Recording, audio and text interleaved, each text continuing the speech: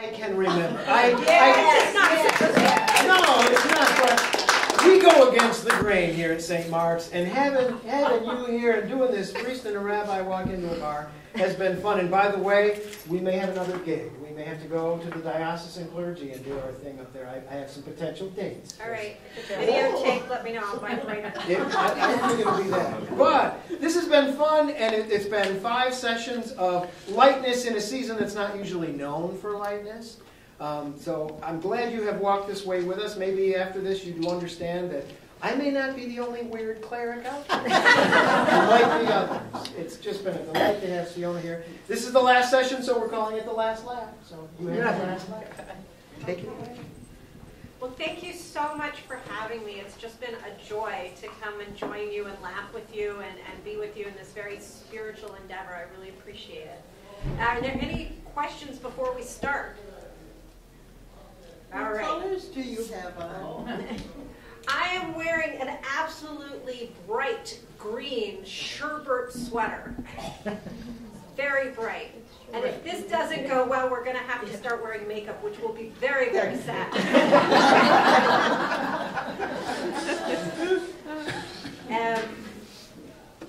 So I chose a bunch of different topics to talk about self-deprecating humor to keep us spiritually honest. Because I think as a culture, Jews as a people have things about themselves that, you know, we laugh at, but there's an underlying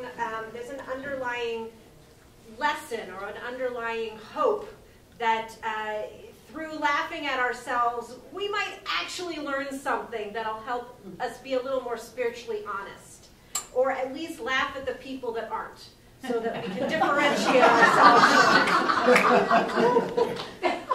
All right, one of the things that is very important to Jews is this idea that there's 70 different faces to the Torah. That for every single biblical verse that you might read, there are at least 70 different interpretations. They are all correct, they are all holy, and none of them agree with each other. And that's a very important Jewish concept, that there must be different ways of understanding our holy text. There must be different ways of approaching God, and we need all of them. We need all that plurality to somehow, as a whole, approach God properly. That there's a little bit of truth in each one of them. But we will fight like cats and dogs about who's right. That's also important. And so you will very often find in Judaism people who it's just like sports games. This is my synagogue. I'm not going into that synagogue. They do everything wrong over there. So here is a wonderful joke, and I've heard it said about Christians, but it's really about Jews. Okay. A Jew was shipwrecked on a small, uninhabited island. When a passing vessel picked him up 5 years later, they were amazed to find many fine buildings. A house, a workshop, electricity generators, and 2 synagogues. What's the second synagogue for? The captain of the ship asked. That's the one I don't go to.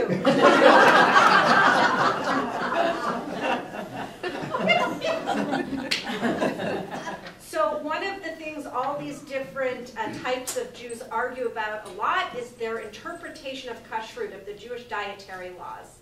And we have 4 synagogues in Binghamton, and only one of them will eat at my synagogue. 3 of them will eat at the Orthodox synagogue. All 4 of them will eat at the Chabad synagogue. I think that's about it. So everybody has a different interpretation, and one of the things that's difficult is eating together, right? And finding a way to be together. So this is a great joke that really illuminates that distinction. A distinguished Orthodox rabbi arrived in heaven and was greeted by an angel. Rabbi, we've prepared a special feast in your honor with the best meats, fish, and cakes. Who, may I ask, prepared the meat? Asked the rabbi. Our finest chef, Elijah Manischewski.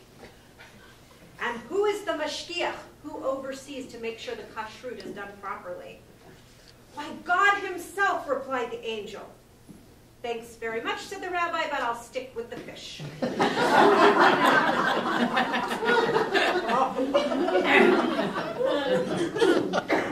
It's good to laugh at oneself. There are a lot of jokes in the Jewish joke books about assimilation, which is a real problem in Judaism. I think for thousands of years, the problem for Judaism was oppression, genocide, expulsion. But when we acquired freedom in the New World, there was so much freedom that people started to want to pass, to fit in. And so assimilation became the largest killer of Judaism. And so freedom comes with it some very difficult realities. An Orthodox man was traveling on El Al, the Israeli airline, when his seatmate asked what he did for a living. I'm a rabbi. Well, the man said condescendingly, I was born Jewish. I don't know much about it, but I presume you could sum it up in one sentence. Do unto others, and you would have others do unto you. I want you to picture him being really snarky. The rabbi smiled and said, and what do you do for a living?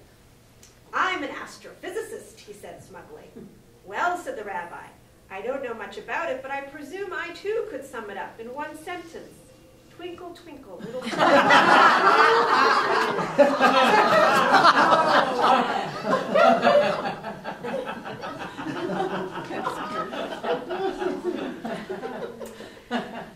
So if you've read Philip Roth, anybody here ever read Philip Roth? He's a great Jewish writer. I can't stand him.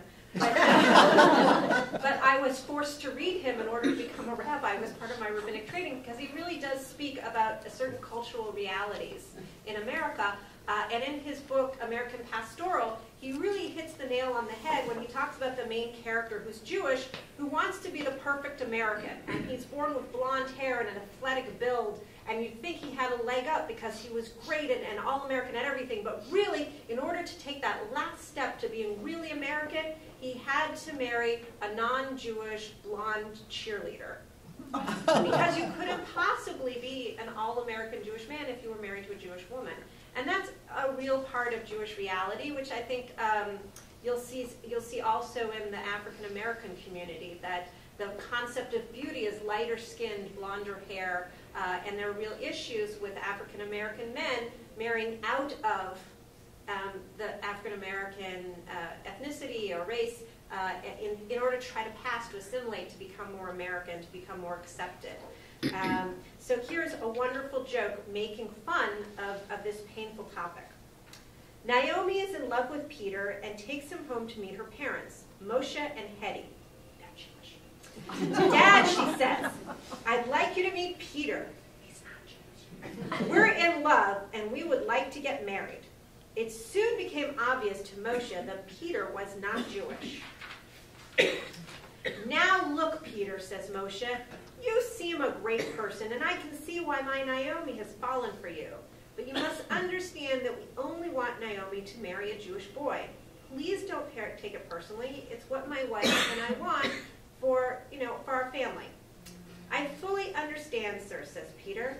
Naomi and I have realized this would be the situation, and so I've told her I'm willing to convert to Judaism. If I did this, would you give us your blessing? And Moshe says, yes. Over the following 12 months, Peter gets circumcised, ouch, joins Moshe's synagogue, goes to Hebrew classes, attends Shabbos services, and finally takes a 6-week trip to Israel. But when he returns to make arrangements for the wedding, he learns that Naomi has fallen out of love with him, and she no longer wants to marry him. Peter is devastated and goes to Moshe to see whether he can help him. Moshe, he says, I agreed to convert and become a real Jew, and I have. I've been circumcised. I've attended regular Shabbat services, and I can speak Hebrew as well as anyone. I know all the Jewish customs, and I can tell a wonderful Jewish joke. I'm a mensch, but Naomi doesn't want me. What on earth will I do? Marry a Gentile girl like all the other Jewish boys.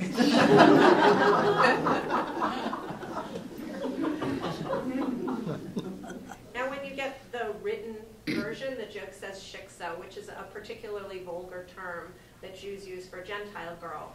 And they really only use it when they're talking about a Jewish boy marrying somebody non-Jewish. So it's very important to understand that it's not a nice word, but all the cultural baggage behind it. Here's a great one. In the 1920s, a Jew travels from his small Polish shtetl to Warsaw. When he returns, he tells his friends of the wonders he has seen. I met a Jew who had grown up in yeshiva and knew large sections of Talmud by heart. I met a Jew who was an atheist. I met a Jew who owned a large clothing store with hundreds of employees. I met a Jew who was an ardent communist. What's so strange, his friend asked. Warsaw is a big city. There must be millions of Jews there. You don't understand, the man answered. It was all the same Jew.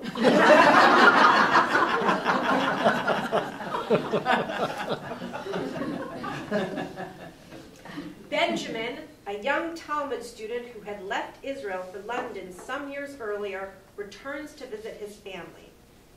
But Benjamin, where is your beard? His mother asks upon seeing him. Mother, he replies, nobody in London wears a beard. But at least you keep the Sabbath, his mother asks. Mother, business is business. In London, everybody works on the Sabbath.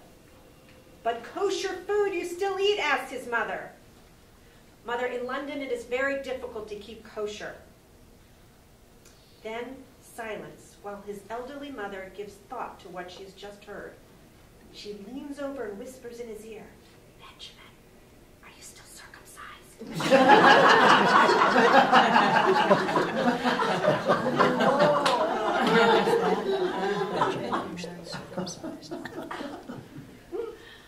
Oh, this is a good one.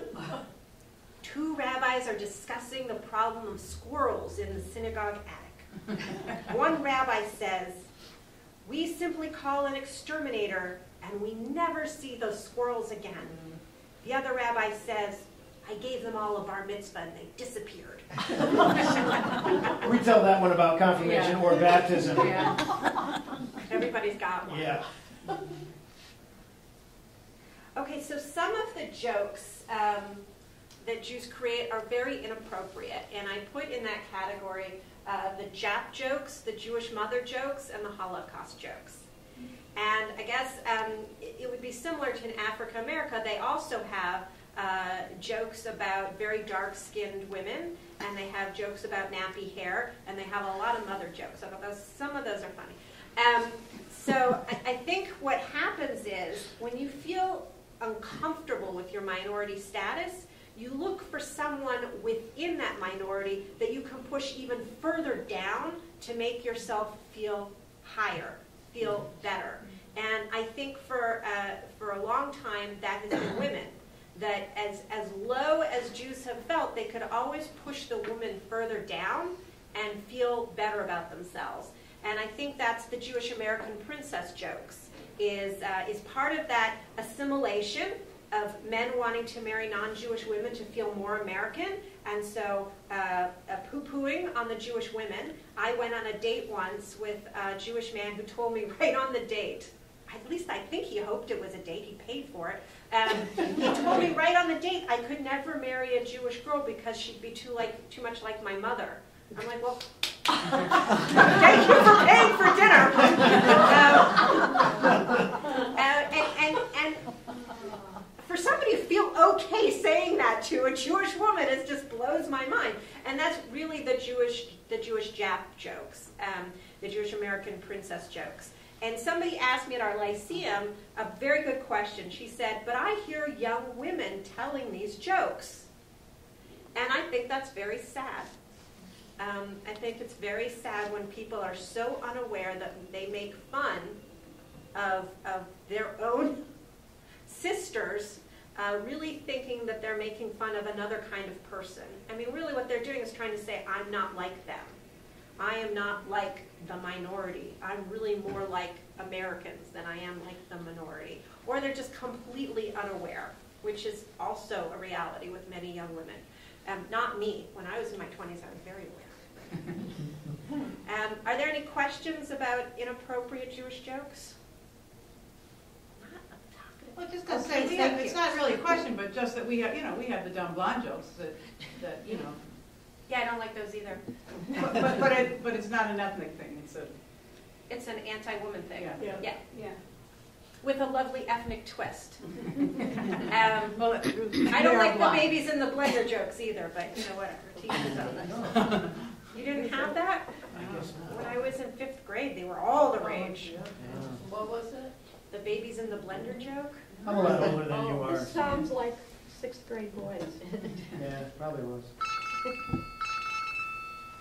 When I was in 6th grade, I thought the boys were cool, but okay. And I have a question. What's wrong with Jewish mothers? To me, they're the same as Italian mothers, German mothers, any other mothers. They're very wrapped up in their children's lives. I mean, people that were my age. And I lived among many Jewish people, and I worked in a Jewish hospital.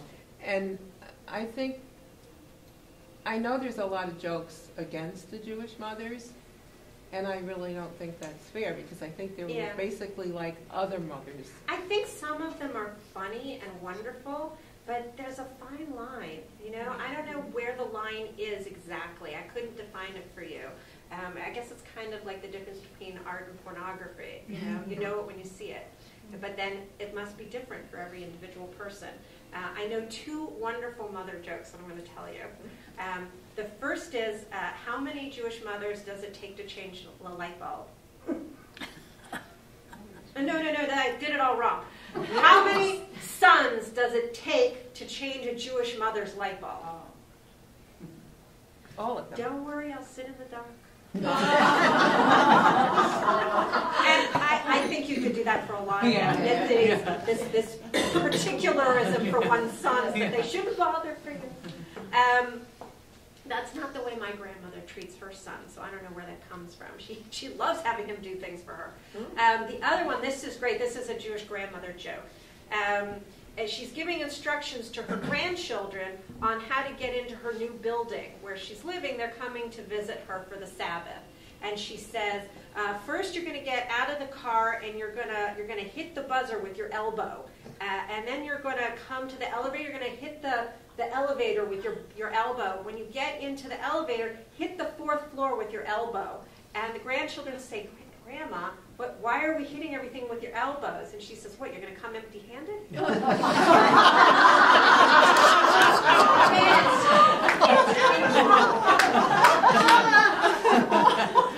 I actually had to wrestle with this question about when is it okay to make fun of mothers. I wrote a song sort of making fun of the gift of guilt that all our mothers sometimes give to us. And the day I really had to wrestle with that is I was performing this song up at the Finger Lakes Conference in Geneva, New York, which was not far from where my mom was living, and she came to the concert. And I sang this song that makes fun of mothers. It's to the tune of Santa Claus is Coming to Town. It's called Mother Guilt is Coming to Town. And at the end of the concert I got with Mom, she was happy because the people there were telling her son is nuts, and she liked that and all that. And I said, but Mom, what'd you think about that one song about moms?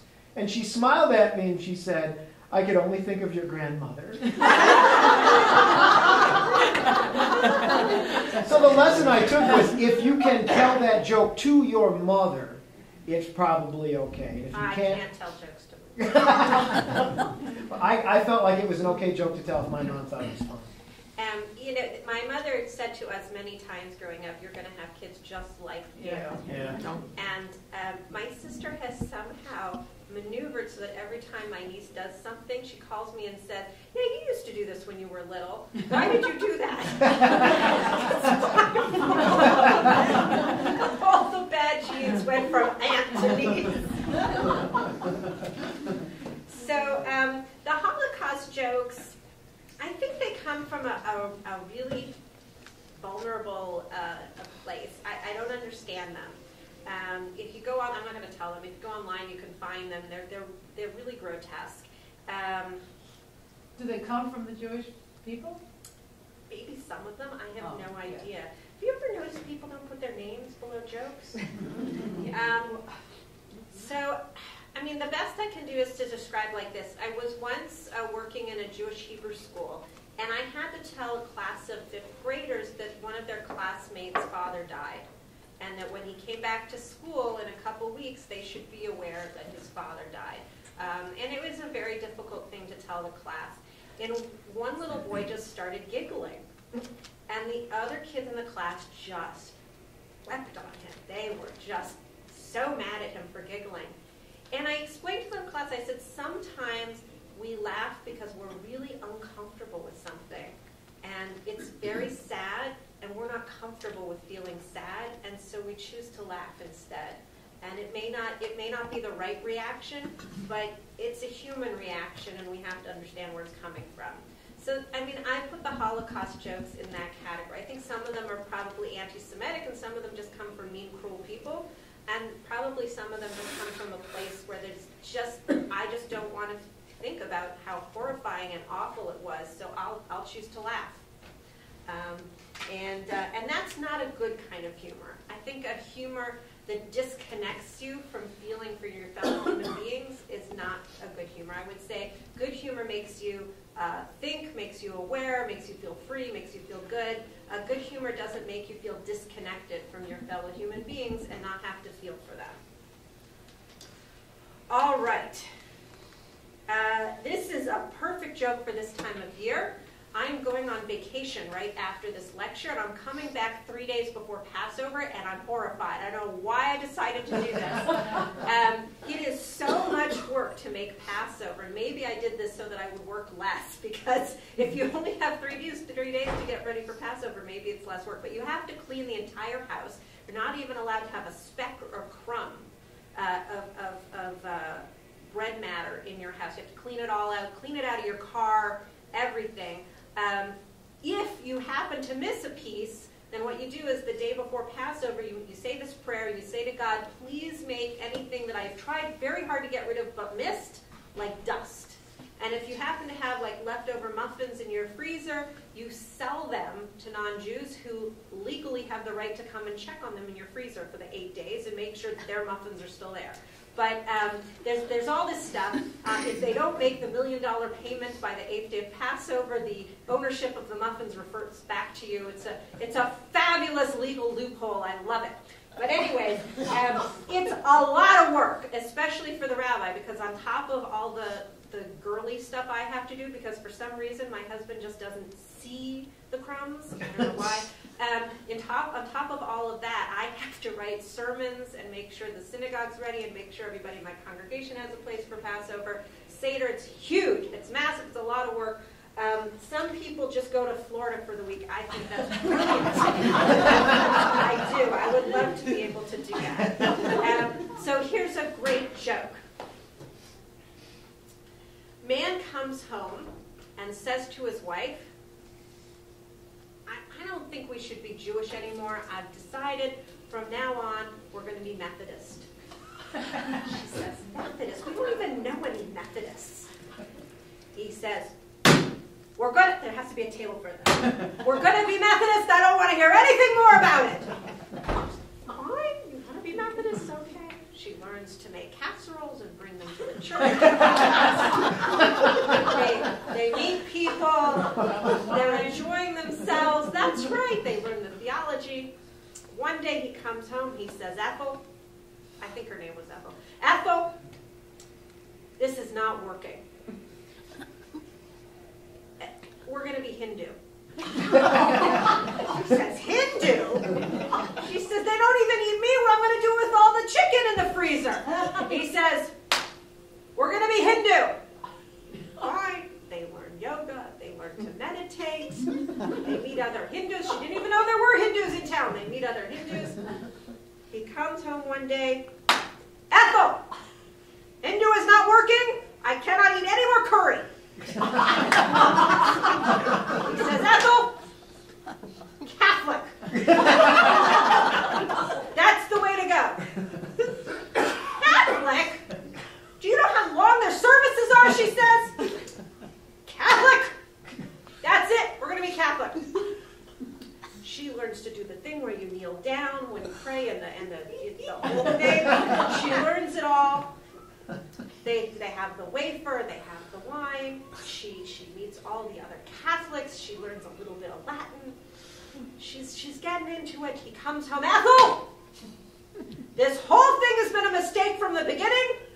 We're going back to being Jewish. We were born Jewish. We are Jewish. We always will be Jewish. Ethel says, no! Not until after Passover.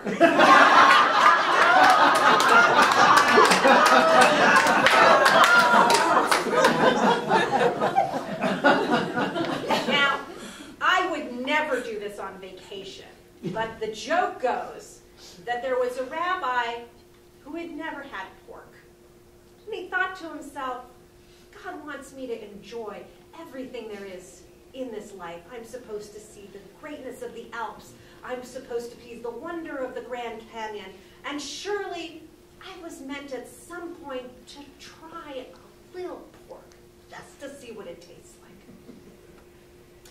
So he leaves his congregation. He goes as far away as he thinks he can get, Hawaii.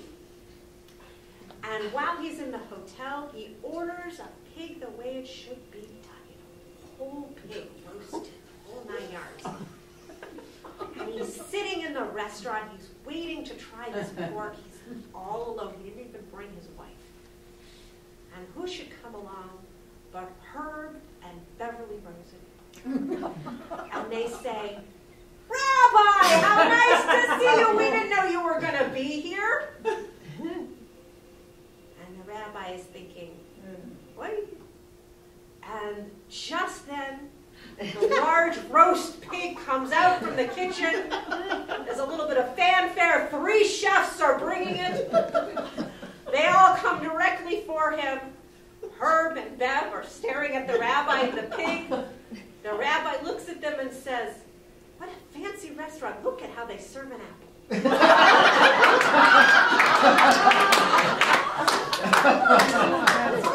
This is under a category of jokes that I call it's hard work being Jewish. And so we make fun of how much hard work it is. This one is a great joke. I heard it when I was little. It's one of those jokes the men in the synagogue tell each other thinking that the little girls aren't listening. David's watch was not working. He remembered passing a little shop with clocks and watches in the window, so he took the watch in for repair. Can I help you? Asked the man behind the counter. I'd like this watch repaired, said David. I'm sorry, I don't repair watches. Well, how much for a new one then? Said David. I don't sell watches. You don't sell watches? No, I don't sell watches. Well, I guess you sell clocks. How much for a clock? I don't sell clocks. David was getting exasperated. You don't sell watches, you don't sell clocks. Why is there a giant clock and then watch in the window? The man says, I'm a moil. If you were a moil, what would you put in the window? Better tell them what a moil is. Better tell us what a moil is. That doesn't help. Not everybody knows what a moil is. Who's going to share with the group what a moil is? They're the people that do the circumcision. They're the ones who do the circumcisions, that's right. That's right. So now you have to tell the joke. Here's a little tidbit. The royal family in England, instead of using a doctor for generations, has used a moil for the royal circumcision. Because who would you want doing your child's circumcision? Absolutely. Somebody who specializes in gynecology, or somebody who specializes in circumcision? That's true. That's not a joke. It's true. You want a moil. You don't want a doctor. So this is a wonderful story about Israel. What you need to know about Israel is that when you make Aliyah, when you go to live in Israel permanently as a Jew, you are allowed to bring in as much stuff as you want, duty-free. And sometimes people take advantage of this and they fill up or part of one of those giant containers that go on the ship because it's very expensive to buy certain things in Israel that have to be imported. Kitchen appliances. all sorts of stuff. And then there's some stuff that you just can't even get in Israel. You can't get a king-size bed in Israel. They don't make them. They don't import them. They don't understand why anybody would need one. And they don't have any of the matching blankets or sheets or anything either. I don't think, when I was living there, they didn't even have queen size. They had something they called zug, couple. You could have single or couple. That was it. That was enough. Okay, here's a joke. It might not be known by many outside of Israel, but new immigrants can bring in normal household items duty-free. That anything that looks like it could be resold in Israel is supposed to be subject to Israeli import duty. Moshe Cohen, a new immigrant, arrived at the port of Haifa to claim his household goods, which had just landed by ship. However, when he turned up, he was immediately called into the port offices because the excise officer had noticed on the manifest that Moshe had brought in 7 refrigerators. Mr. Cohen, said the officer, 1 refrigerator is allowed duty-free, but certainly not 7 of them. Moshe said, I have to tell you the word, frum is Yiddish for very religious. Moshe said, I'm very frum. I need 1 refrigerator just for meat, 1 just for dairy, and 1 for parve. That's neither meat nor dairy, like fruits, vegetables. Okay, said the officer, that makes 3. What about the other 4?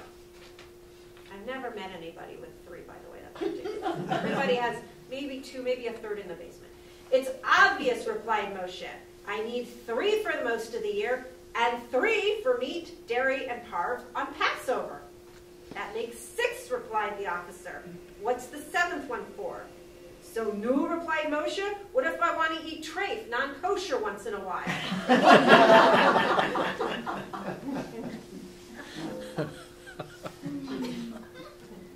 Okay. Rabbis love this joke. So there are different tribes of Israel, as you know. There's the Levites and the what else are there? Throw some out here. Help me out. Judah, Benjamin, Reubenites, Gadites, all these different ones. They all disappeared over time, but Jews have held on to the idea that we still have descendants and we still know who they are, and we have a little bit of DNA help. The Kohanim, which was the high priest family of the Levite clan, and the Levites, and then everybody else we call Israel, which would be all the descendants of Jacob. So on Saturdays when we read from the Torah, we try to have somebody who's a descendant from a Kohen read the first blessing, and a Levite do the second blessing, and then the other ones go to Israel. And the idea is that it's passed from father to son every generation.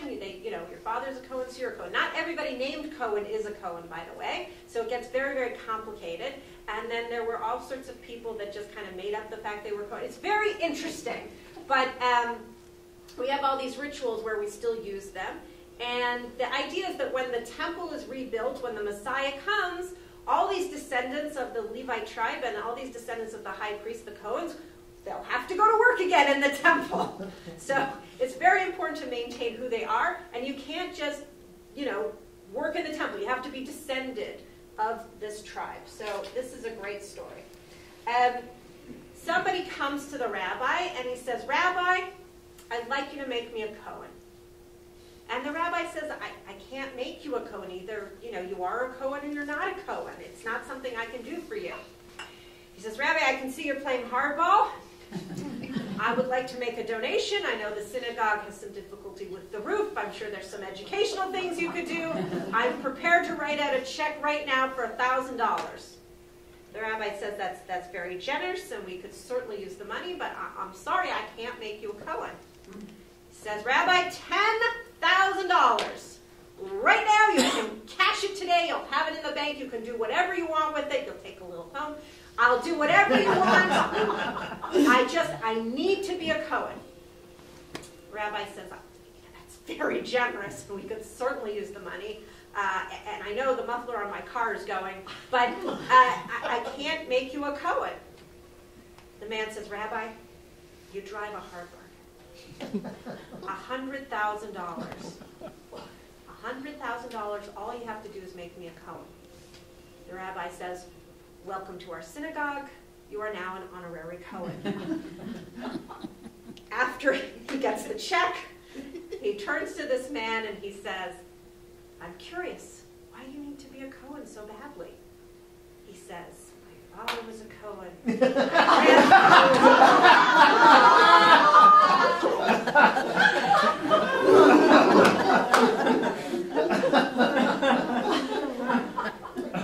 A rabbi was so compulsive a golfer once, on Yom Kippur he left the house early and went out for a quick 9 holes by himself. An angel who happened to be looking on immediately notified his superiors that a grievous sin was being committed. On the 6th hole, God caused a mighty wind to take the ball directly from the tee to the cup. A miraculous shot.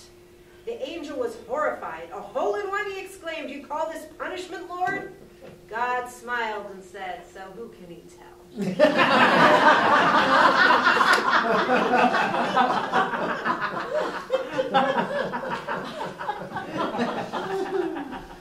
Who here has ever tried to understand the complexity of the Jewish kashrut laws, the Jewish dietary laws? They're very intense. And they're just volumes and volumes written about them. And I was studying them as a rabbinical student directly from the original Holy Scriptures. And they were so difficult that we went out and got a children's book with pictures. And we were sitting around, here we all are in Israel, all these rabbinical students seriously studying, and we were passing around the book with the picture. Here in the Shulchan Aruch, they seem to be talking about this illustration right here. It's very difficult. So here's a wonderful joke about the complexity of Jewish law. God says, and remember, Moses, in the laws of keeping kosher, never cook a calf in its mother's milk. It's cruel. Moses says, oh, so you're saying we should never eat milk and meat together. God says, no. What I'm saying is, never cook a calf in its mother's milk. Moses says, Lord, forgive my ignorance. What you're really saying is we should wait 6 hours after eating meat until we can eat milk so they're never together in our stomachs. God says, Moses, what I'm saying is never cook a calf in its mother's milk. Moses says, oh Lord, strike me down for my stupidity. What you mean is that we should have separate dishes for milk and meat, and we shouldn't make a mistake, and if we make a mistake, we should bury the dishes outside. God says, Moses, do what you want.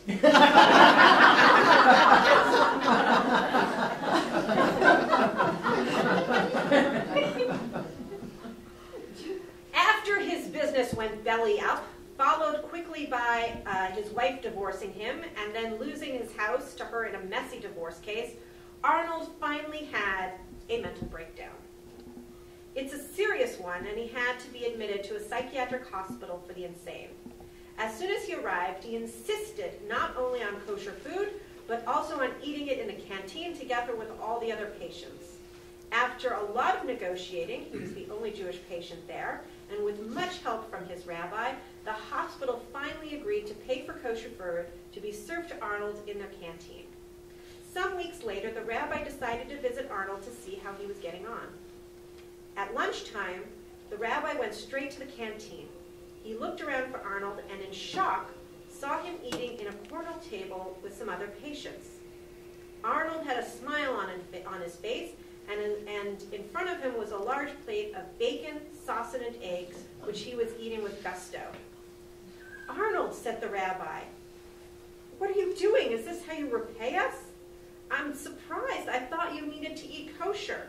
We went to a lot of trouble and expense arranging kosher food for you, but you're obviously enjoying a non-kosher meal. You shouldn't be surprised, said Rabbi. Surely you remember, I'm Meshuggah. Meshuggah or Meshuggah means crazy.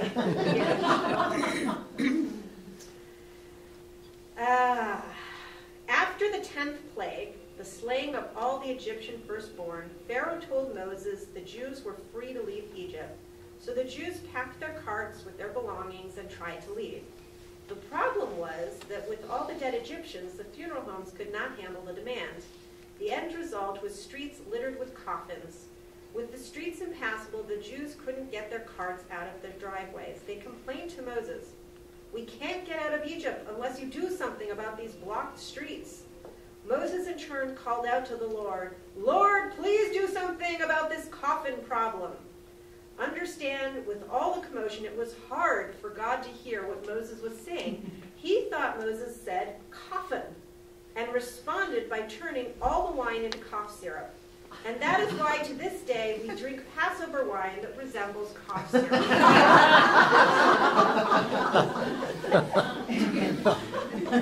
You didn't know where I was going with that one. That I was going to make fun of dead people. Okay. One of the things I wanted to explain to you is that the Jewish laws cover not only ritual issues such as how we pray and how we eat and how we have the Sabbath, but every single life issue you could imagine. How you do business, in terms of how you raise your children. Everything that you could think of, there is a Jewish mitzvah guiding your ethical and moral behavior on that. This is a great joke about embarrassment about people that do not guide their lives by the ethical mitzvot in our religion. Levine meets his friend Schwartz. "I heard your factory burned down," he says. "Shh," Schwartz says, looking around, "actually, next week."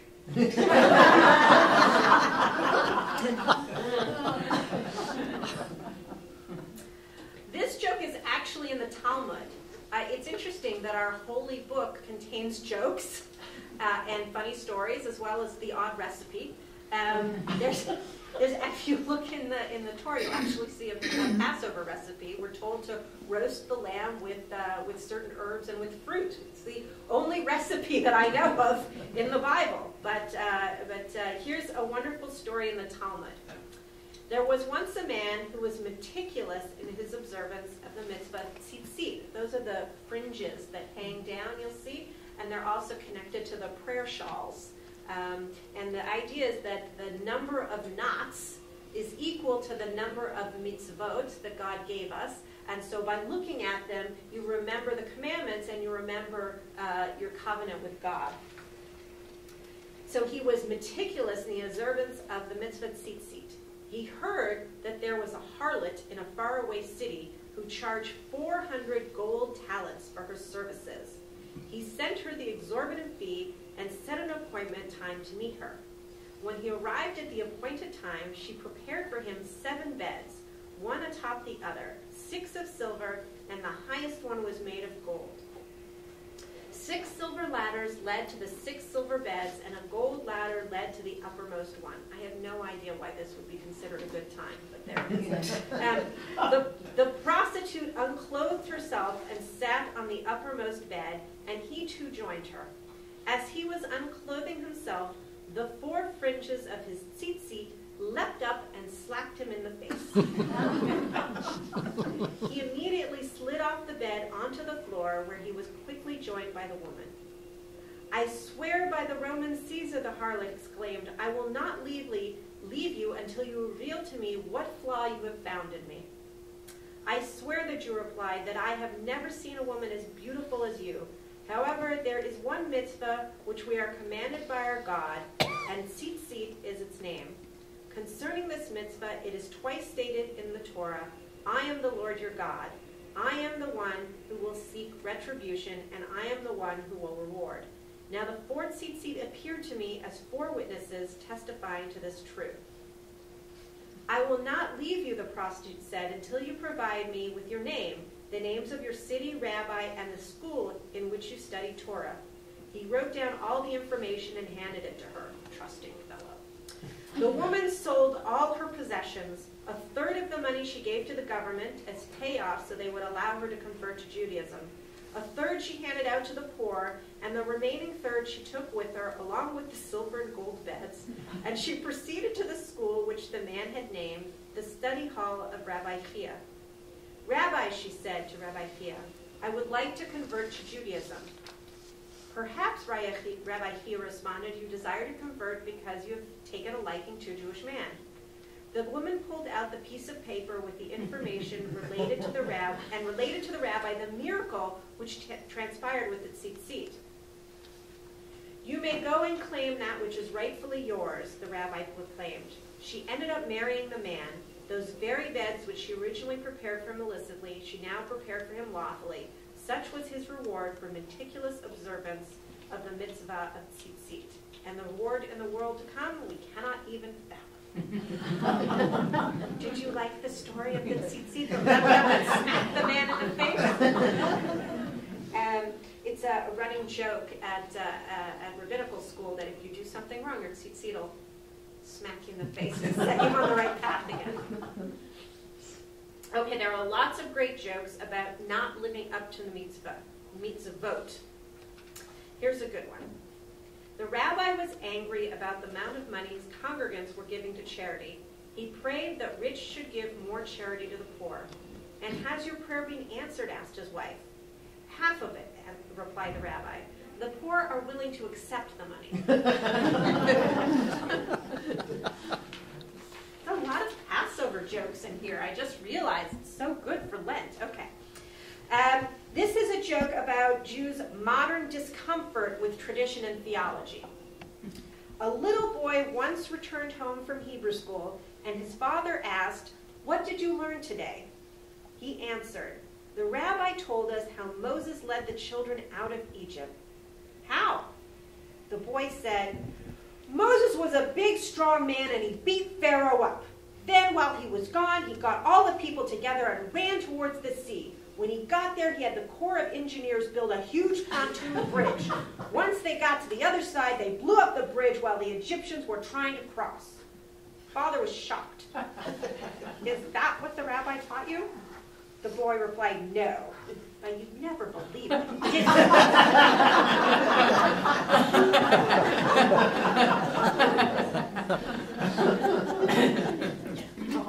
Okay. The next two were a couple of my favorite jokes in rabbinical school, where we were exploring what it meant to be a woman rabbi. What is the difference between an Orthodox wedding, a conservative wedding, and a Reconstructionist or Reform wedding? At an Orthodox wedding, the bride's mother is pregnant. At a conservative wedding, the bride is pregnant. At a Reform wedding, the rabbi is pregnant. At a Reconstructionist wedding, the rabbi and her wife are both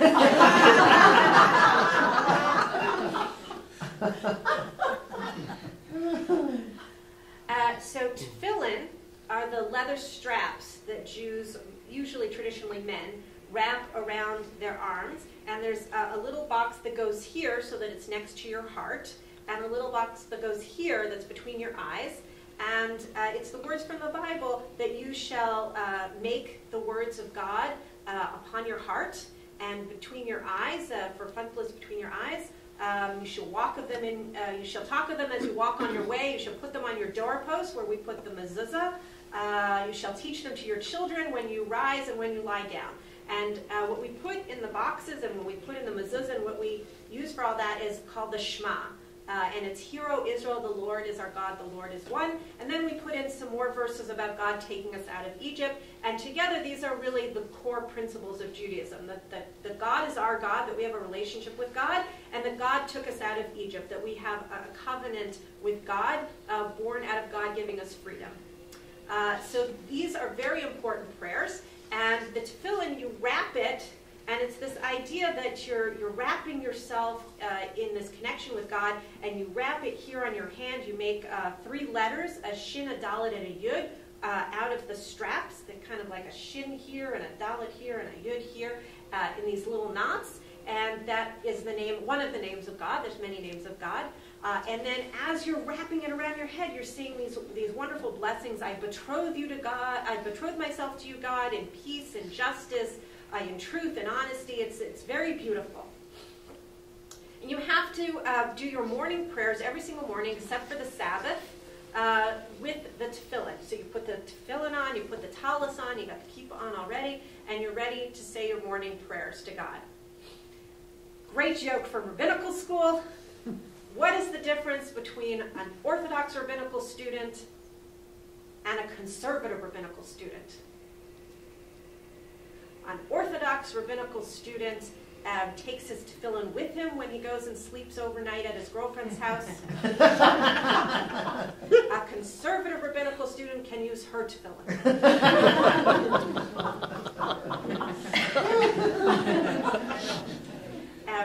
One of the professors at the rabbinical school once said to another professor, "Do you know that we have rabbinical students using electricity on Shabbat in the dorm rooms?"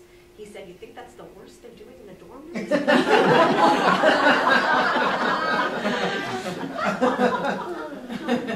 Sex is always the first thing to be flexible in any religion. Okay. Sarah, how's that boy of yours? David, don't ask. He's living in Miami with a man named Miguel. That's terrible. I know. Why couldn't he find a nice Jewish boy? You can edit that out. So, I just wanted to do the Blue's Clues as I popped back in. I met one of the women that works on the Blue's Clues animation, and she was telling me what she's doing, and I had a little too much wine that night. And I said, "Oh, you mean that stupid blue dog?" She wanted nothing to do with it ever again. She was so upset. All right, don't talk to people when you've had too much wine. Can I help you or answer any questions or tell you any more jokes or hear any more jokes? You made reference to the Passover wine and how it tastes like cough syrup. Would you tell us what you said at Lyceum about the tradition of the wine, why it used to be so sweet and the changing mores and yet... All right, but it's a very long-winded answer. I liked it. I thought it was interesting. It is interesting. It's fascinating. And I have to tell you, I would say in a room of 100 Jews, probably one might actually know this. And so I'm constantly telling this story every time we drink wine at synagogue. Why does wine taste like cough syrup? The Jewish kosher... just edit all that. Why does Passover wine taste like cough syrup? The truth is it doesn't anymore. You can buy beautiful kosher and kosher for Passover wines from Italy, from Israel, from America. Pretty much they're just absolutely gorgeous wines. You can spend $100, $500 on a bottle of kosher Jewish wine now, or you can get one for $7.98. I mean, there's just all different varieties. Some of them are really, really good. But the traditional one is a Manischewitz or the Magen David stuff that tastes just awful. But for a lot of people, that's the taste of the holiday for them. And if they don't have that really sweet wine that they grew up with, it's just not the authentic holiday for them. So there's always a bottle of that, or the other one is the creamed Concord. There's a great commercial of Sammy Davis Jr. Doing the creamed Concord commercial. He says, "I dig it, man."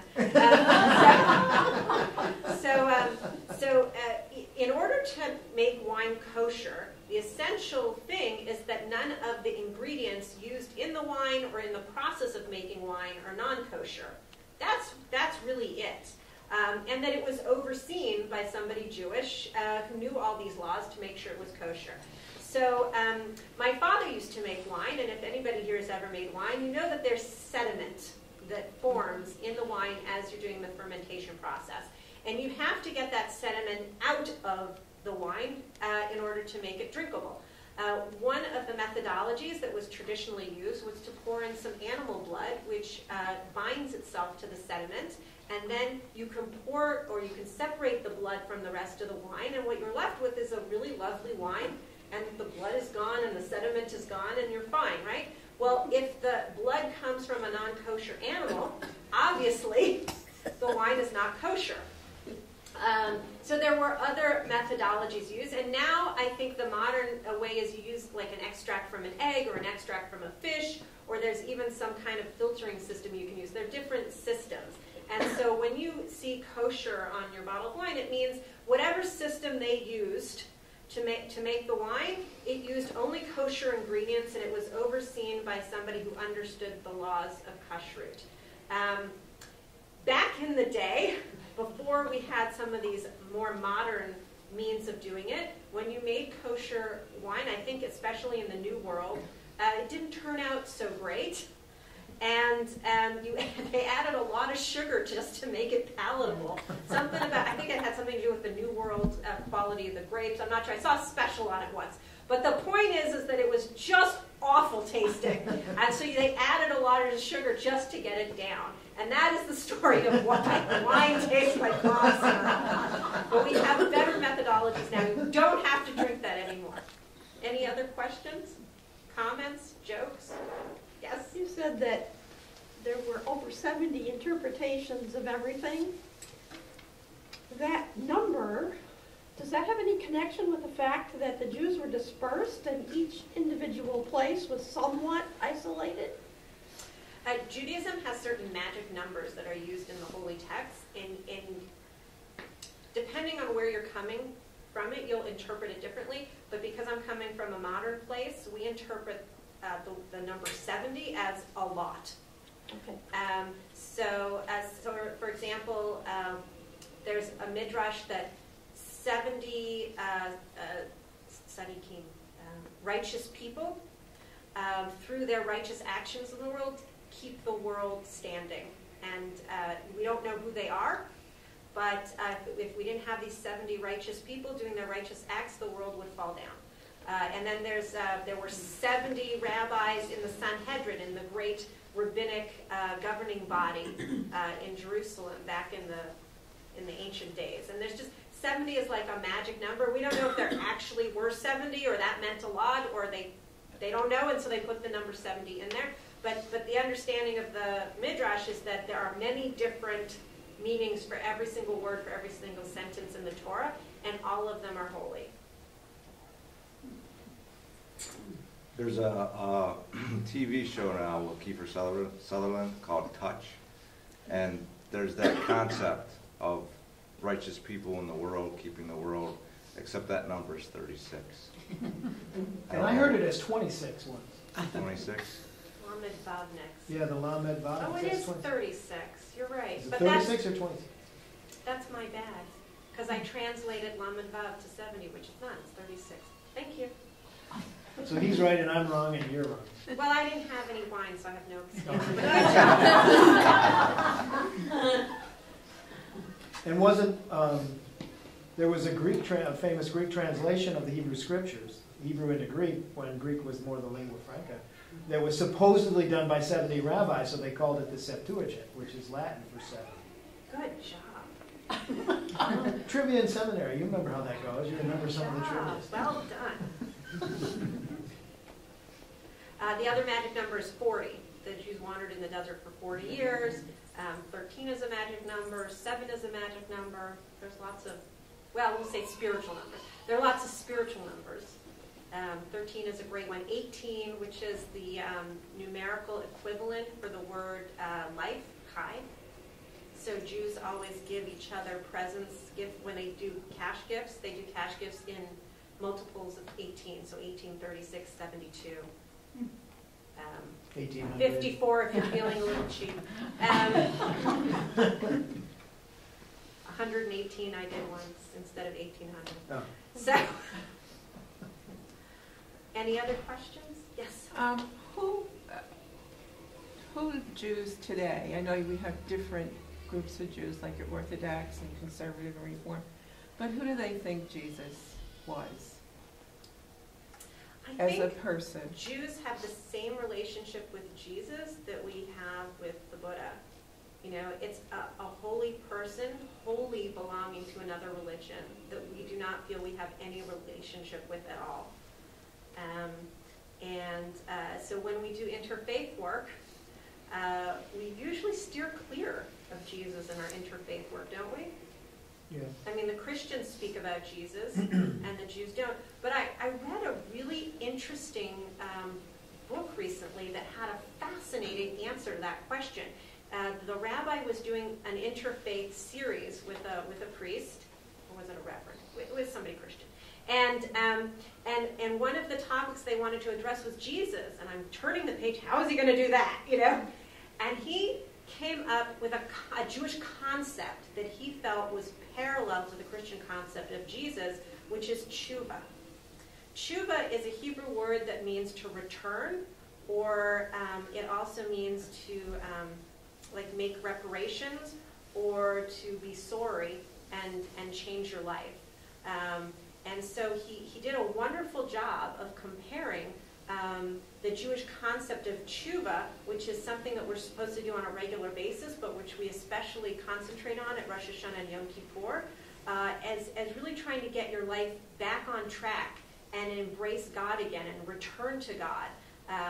Very similar, I think, to the idea of Easter, where it's you talk about Lent, where you add things to your life so that you can return back to God. And so it was a very interesting idea that to look at Jesus not as a person, but as everything that he teaches, and to look at the Jewish parallel of that teaching in Judaism, which is the concept of tshuva. And what was his name? The author? The author? I think it was Rabbi Lawrence Kushner. He wrote a book called Jewish Spirituality for Christians. It's great, and it's only this big.